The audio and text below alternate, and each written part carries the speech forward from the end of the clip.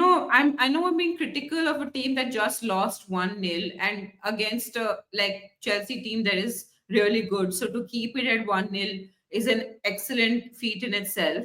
But Yeah. it's just frustrating because you can see the potential. You can see what United can become. And like this set of players, they have the potential to be as good as Arsenal, to be as good as City. It's just coaching, honestly.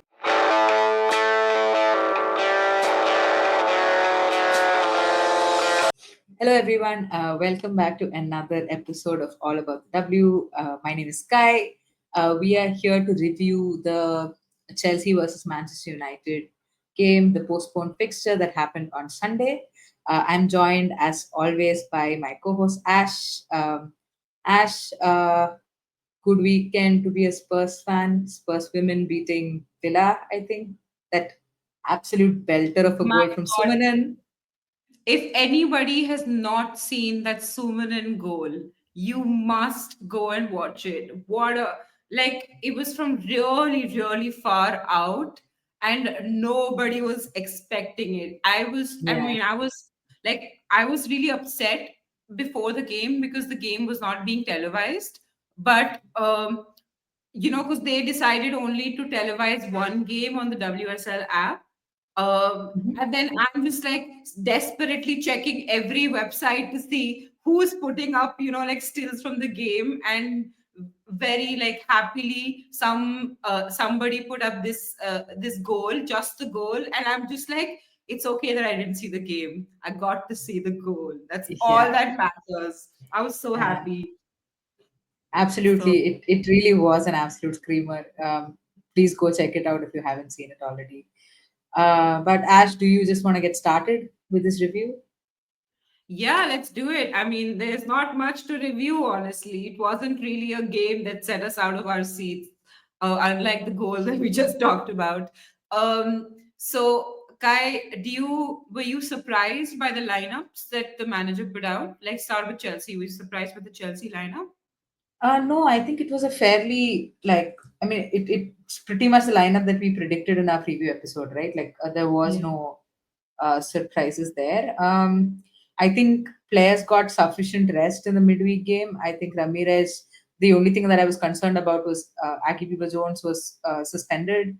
So then Ramirez had to play about 45-50 minutes in that match against Celtic. So, but I was happy to see that everybody got sufficient rest and therefore could play the necessary minutes in this game. No Yeah. surprises at all with the Chelsea lineup. But with the United lineup, I think I was honestly, we again discussed this in the preview. Yes. Skinner is a bit unpredictable. Sometimes, like his decisions don't make sense, right? Like to a lay person, whatever goes on in his head, we don't know. But I was happy to see Jay start the game because she did perform well against Leicester. I was happy to see Awujo, although Awujo is a more of an enforced change because Ellatoone is injured. But Yeah. it's important to have new players get a good run of games, which rarely happens at United under Skinner. So Awujo coming in was good, and I thought she had a pretty good game. We can talk about it a bit later, but for me, the surprise was just starting Rachel Williams. Um, I would have gone for Mallard. Yeah, same here. I mean, here, also because here's your 36-year-old super sub. If you bring her on in the 75th minute, like United didn't have a goal, right? This game. If you'd bought on Rachel Williams in the 75th minute, she would have had the 10-15 minute energy to like really change the game. But if you're Yeah, playing her for like half the game or much more than that actually, then like you're not getting the best out of her because now she's having to pace herself for an entire game, and yeah, that just doesn't work. And especially because Chelsea's midfield is really young. Like their defense is young-ish, but their midfield is really young. So if you're going to play through it, if you're going to press at that midfield, they have like twice the energy that you do. So I yeah. just do not understand starting a 36-year, as much as I love her and I think she's a great player. No, like disrespect whatsoever, but I just think it was a bad decision to start her. Yeah. I don't know. The only logical conclusion that I can come to is that, or a guess that I can hazard maybe, is that Skinner wanted some kind of like experience in that front line, like somebody who'll, um, I don't know, maybe her job was to kind of manage the press, but there was no press. So I don't know. I'm trying to figure out the reason why No, he I'll tell you the started the reason. game. It's a very obvious reason. Her job was to stand at the last defender and be the only person there. And basically, they'd ping the ball out to her, and her head would score a goal. Like that was Yeah. the. I think that was the intention, and I think they Hmm. tried that with the Bizet shot that they floated in. Like I do Right. think once or twice they tried that, but you have Hmm. to like Chelsea was so far into their half that even that was not possible. Like you would Yeah. Yeah. like to make that pass, you need space, and Chelsea were like not that Chelsea played particularly well, but at least for the first 10-15 minutes for sure, like Chelsea gave them no space. Yeah. So Absolutely. it's not possible to make that like to execute that plan. Everybody has to be on board and Hmm. everyone has to uh like make space so that someone can ping that ball in. But if you're so Absolutely. like tactically it just wasn't thought out, I thought. Yeah. Yeah. I mean, like eye test, basically Rachel Williams just could not get into the game at all. You could see Yeah. that she was struggling. Yeah. I think throughout the game, at least for the first 60 minutes or so, I thought Jace was pretty decent. Again, um, Jace is such a frustrating player to watch because, you know, she is so good with her feet. Like, it's you can see that Brazilian flair, right? Like the way she just like spins defenders. It is Yeah. honestly such a joy to watch. But I have never seen a player who's technically that good with like just horrendous like end product. Yeah. Cannot, like the decision making, it that in that last pass, it just wouldn't happen for her. I don't know if that's something that can be coached. She's been in, no, she's a player who's been like in Barcelona, in Liga FF for a while as well, uh, and I don't know if that's something that can be coached. I am definitely not sure if Skinner is the one to do it, but it's so annoying when somebody is that good and that last bit is not clicking.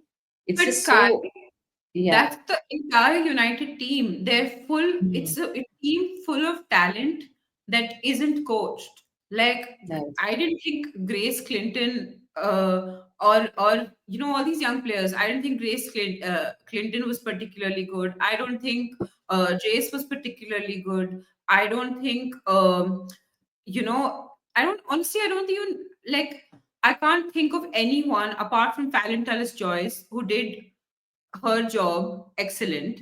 Yeah. I don't think I mean, apart from poor thing got a yellow and gave away that penalty, I mean, but that was just, that was just nobody can stop Myra. So yeah, I don't really blame her for that. And she made a decision and it worked out the way it did. And if she hadn't made that decision, it would have been a goal anyway. yeah, So irrespective, what that was fine. But apart from Fallon, I cannot think of a single like of course the defenders defended well, etc. Like they did that basic job. But that's they I just don't think they were set up to win, and I feel like that's because there's a lack of coaching. Like mm, all they were instructed to do was defend. There was yeah, there was no transition. There was no going forward. There was no like even the passing. I didn't see any patterns of play particularly. I didn't see honestly I didn't even see a press. So yeah,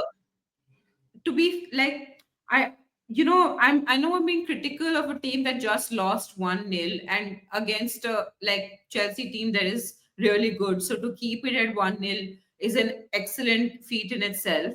But yeah, it's just frustrating because you can see the potential. You can see what United can become.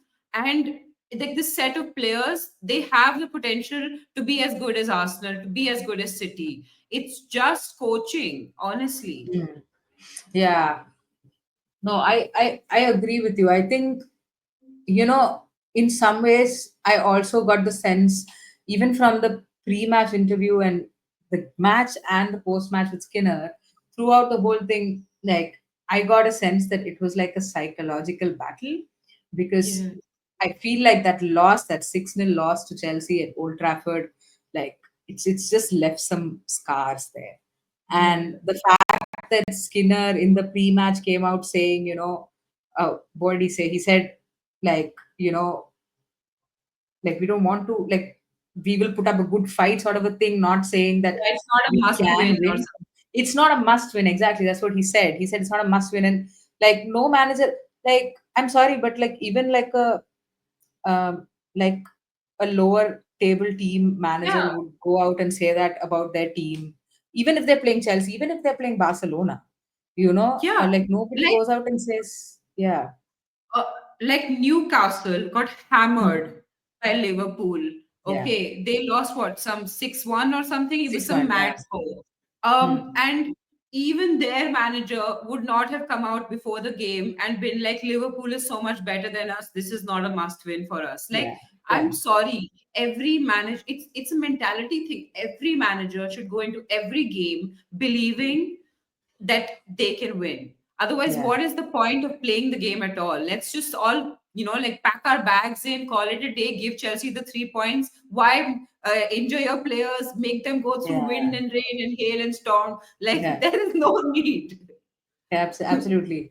Yeah, I think it just felt like, you know, like you said earlier, they were set up defensively. And the thing that frustrates me a little bit about that is, United have proven this season that they can be defensively very good. So you know Yeah. that your defense can be organized. So then why not put some of that focus in training on attack, on patterns of play, on how to move the ball forward? None of which we could see, at least during the game. So yeah, it just felt so lackluster, not during the game, but all around. Yeah. Yeah. Yeah. Anyway, Ash, do you wanna, like, quickly run us through some of the stats from the game? Yeah, sure. So basically, there was one goal that was a penalty from Guroreiten in the 17th minute. Chelsea had 64% possession with a total of 13 shots, 6 on target, which in any other game would be decent, but for this Chelsea team is slightly lackluster. United had 3 shots, 1 on target, which is just honestly just sad. Touches in opposition box. Chelsea had 38 touches to United's 11. Interestingly enough, United committed 18 fouls, which is the highest in the league. They got 4 yellows for their efforts to Chelsea's single yellow, and that was also like in the 90th minute or something, Yeah. with Chelsea protecting their slim 1-0 lead. Um, yeah, also pass accuracy for Chelsea was 79% and for United was 65%, which is low, the which is pretty low for both teams, I think, considering their regular performances. Mm-hmm. And I wanted to come to that. Like, one thing that we have to understand, the game was lackluster, but I do think that it was also being played in really difficult conditions. Like the wind conditions in that game were so bad that the ball was literally like veering off course and flying away. It was like there was a fourth like spirit in the game, like controlling the ball. It was really Yeah. strange. Yeah, surely. No, um absolutely. I think I feel like it made it scrappier than it needed to be. And yeah. for some weird reason, towards the end of the game, everybody was just like kicking the ball upwards. So what are you trying to Yeah. do? Yeah. Yeah, I mean, I also think that smaller. So, like when there's a lot of wind, anyone who's played football knows this, right? Like when you play in a lot of wind, even if the ball is just like slightly flighted or slightly in the air, it goes up a little bit more. Yeah. Like there was this one point at which Hannah Hampton passed the ball. Who was it to? Was it um I I feel like it was Bright. It was, I think it was Bright. So Hannah Hampton passed the ball to Bright, and Bright did this cool little turnaround with the ball. Yeah. And that was not Bright's skill. That was just the wind. Okay, definitely not intentional. Yeah. Uh, and like, so even the small passes become like flighted passes, or they just like uh, are overshot or something like that will happen. And I Mhm. think that happened a lot in this game. And I think that it really hampered Chelsea, especially because what happened was, with Chelsea often depend on switching up play. And I like, especially between their forward three, where you'd have like right in, zooming down the wing, and then everyone sort of like Myra and following sorry. Candidate zooming down the wing, and then everyone following Myra and candidate along, like all the defenders following them, and then they'd switch up play, and then Guru would get it.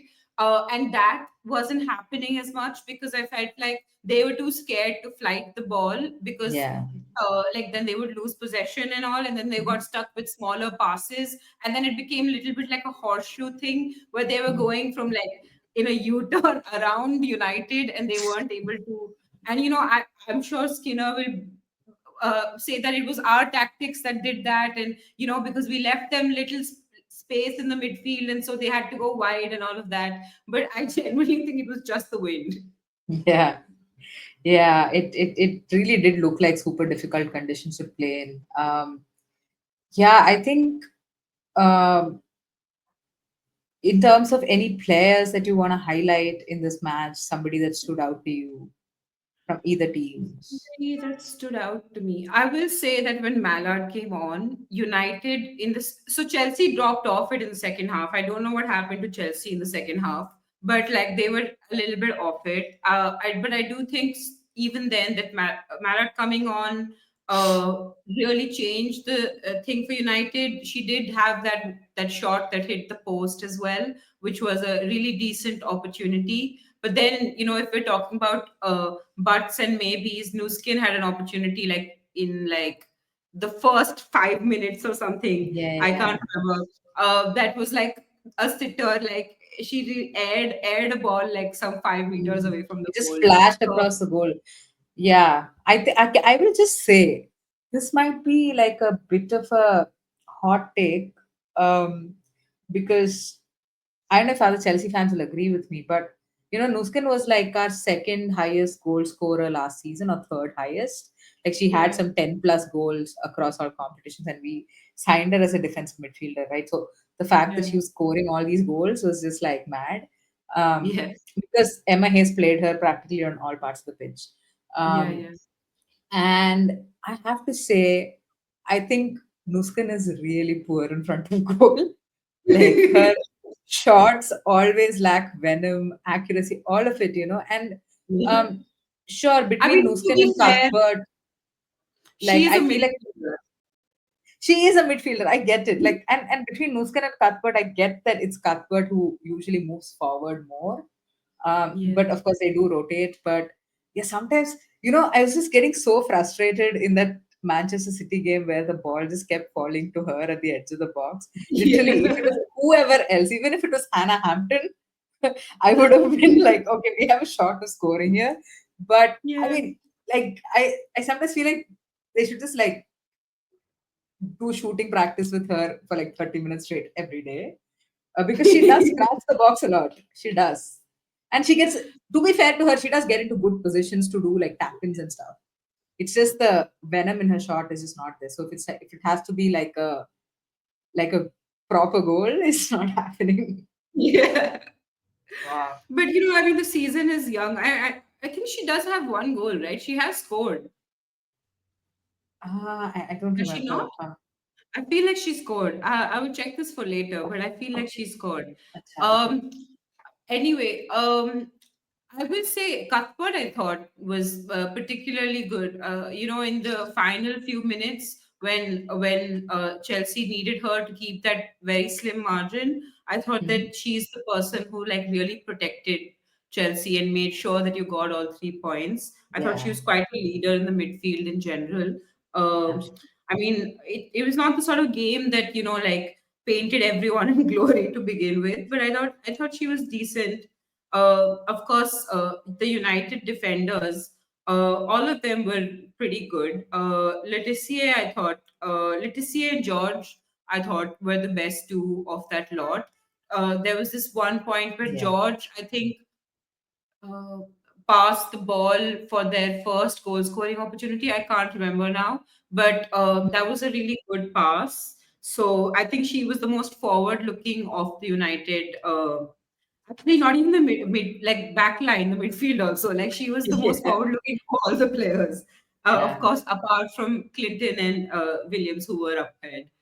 Right. Yeah. Yeah, I think Gabby George has generally been having like a pretty good season. She even got an England call up, which is very cool. You Yeah, know, for somebody who's just come back from an ACL injury, I'm sure it does like a lot of good for her confidence. Um, yeah, I thought Awujo looked really good for United. It was yeah, good to see her play because, I mean, she did. Again, I have not really looked into the stats, but at least like I test, I felt like she was winning a lot of duels in the midfield, and she yeah, was committing some of these small fouls to just break up play. And you could see that, like, technically, like, she's somebody who can hold on to the ball and she's physically strong as well. So yeah, it was interesting to see those matchups between Cuthbert and Awujo, as well as, like, I remember a couple of occasions where she just like fully bodied Nuskan off the ball, yeah, yeah, and yeah. Nuskan just like fell flat, which is not something you see often. So yeah, I was really impressed with Awujo. Hopefully, she gets a good run of games to sort of settle into the squad well. Yeah, Uh, I totally agree. Coming to the managers, what did you think of the way Sonia set up? Because I don't know, like I can't put a maybe it was just the wind and the conditions and stuff, but it just felt like Chelsea were off. Was it just like, sometimes they say it's the mark of champions, right? To get hmm, 3 points at your worst. yeah, Like in a long season, sometimes you have these crappy games where you just need to get the 3 points and move on. Do you think it was yeah. just that, or do you think there's something off? I genuinely felt that it was just that, like, you see a lot of these performances. At least we did under Emma Hayes, in the run-in with Chelsea. Just grinding out wins. I don't know if you remember, but that Spurs game last season, uh, Yeah, at Brisbane Road. Like, that was one of those games. Like, it was a 1-0 win. Um, yeah, I honestly did not see anything tactically very different from her. yeah, Like, in terms of how she approached the game. Of course, like, I think in the post match she did say, I think a journalist asked her, "What do you think? So you have all of this. You obviously have learnings from this game. So what do you want to work on going forward?" And she yeah, did say that the next thing that we want to work on is be better with the ball. And she clearly was yeah, unhappy with how much we were losing possession in the midfield. Um, yeah, and so she said, as like, I want my style of play, while she's been flexible so far, she would like to dominate games, like all yeah, games, even against teams like City and United and things like that. And so she yeah, said, I want this team to learn how to dominate the ball, and that's my next thing on my agenda. That's what she said. mm, So, in terms of tactics, I really don't think there was a whole lot different going into this game. I think they tried a few different things similar. I mean, I would say it was nice to see, um, I think Written Conrad was kind of shut down pretty well on that right hand yeah, side by Gabby George. I think she did a good job. So then what you were left with was progressing the ball through the left flank. And I thought Baltimore and Brighton linked up really well. yeah, But it was also good to see a link up between Myra and Micah centrally as well. It was a really the one that the move that basically got the penalty for Chelsea. It was actually yeah, really yeah. well worked. But yeah, I mean, again, I like on the whole, I don't think she's changed anything drastically. I just think it's one of those games. Yeah, yeah, I Mm. agree with you. I think it was one of those games, and everyone had sort of like a 50-50 sort of performance. Because like Micah, like you said, was like instrumental in creating that first, well, the penalty at least. But also on the other hand, like twice, I think she lost possession in midfield. So like it was very mixed bag, I think, for both sides. So Yeah. it was just one of those games that was not very memorable in that sense.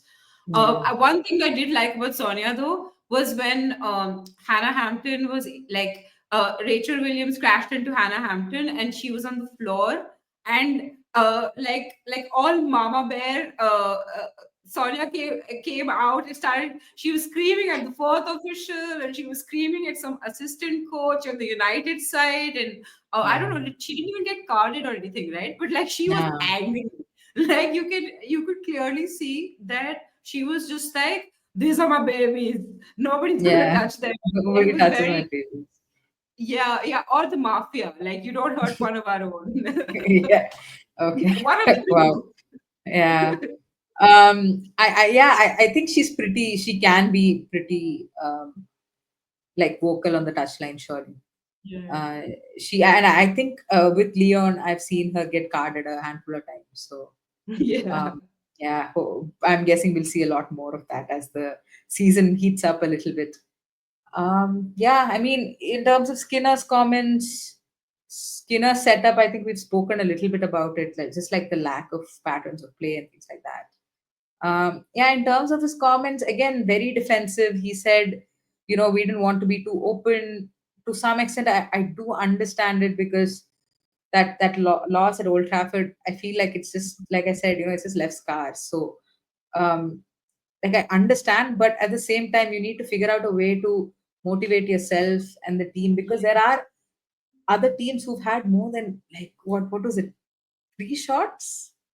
Yeah, three Yeah, shots, three one on shots and target. one on target, right? Like there are other teams that have probably, I suspect even Palace had more than that. I don't know.